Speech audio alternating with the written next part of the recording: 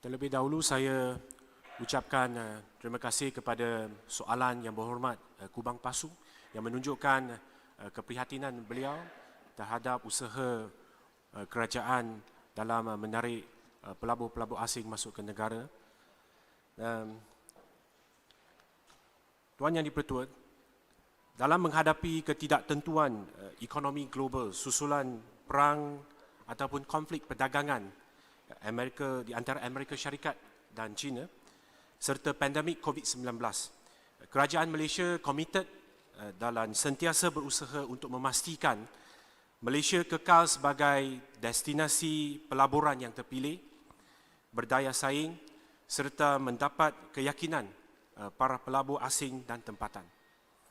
Berbagai langkah usaha dan strategi sedang dan akan dilaksanakan oleh kerajaan bagi menarik pelabur-pelabur asing yang terkesan akibat perang ataupun konflik perdagangan Amerika Syarikat dan China dan juga wabak COVID-19.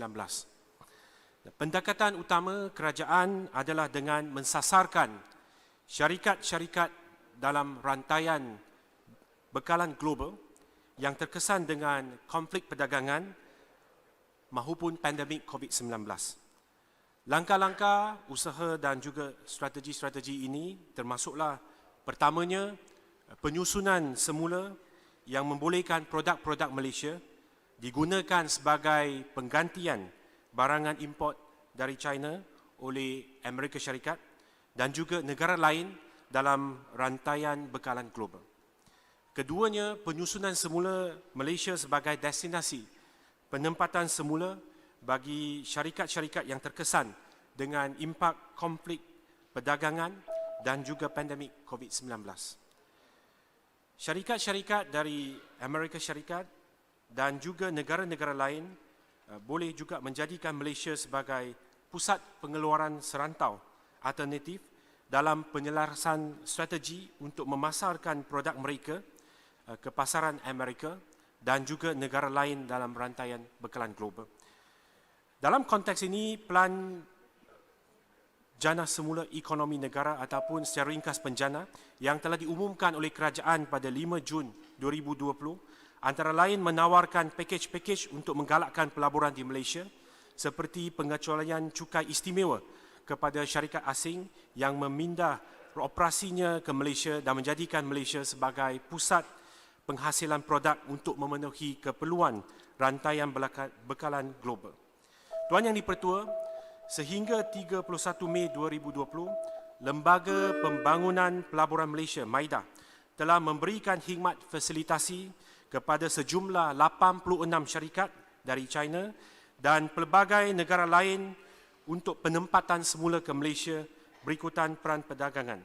Daripada jumlah tersebut, MAIDA telah berjaya menarik sejumlah 32 projek dengan pelaburan berjumlah 17.5 bilion ringgit Malaysia, di mana 28 projek dengan pelaburan sejumlah 8.36 bilion ringgit Malaysia telah diluluskan dan 4 projek dengan pelaburan bernilai 9.14 bilion ringgit Malaysia sedang dalam proses penilaian.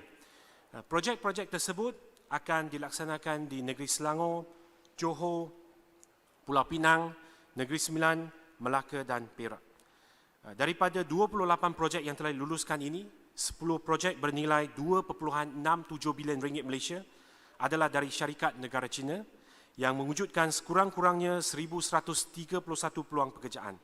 Selain itu, 2 projek yang telah diluluskan adalah dari negara Jepun dengan jumlah pelaburan 188.18 juta dan 206 peluang pekerjaan akan diwujudkan. Tuan Yang di-Pertua, meskipun isu perang ataupun konflik perdagangan Amerika Syarikat dengan China dan pandemik COVID-19 telah mengubah dan menjejaskan rantaian bekalan global, kerajaan akan terus melipat gandakan usaha bagi memastikan Malaysia kekal sebagai lokasi yang mesra pelabur untuk menyokong pertumbuhan ekonomi jangka masa panjang negara. Terima kasih Tuan Yang di-Pertua. Terima kasih Yang Berhormat Timbalan Menteri.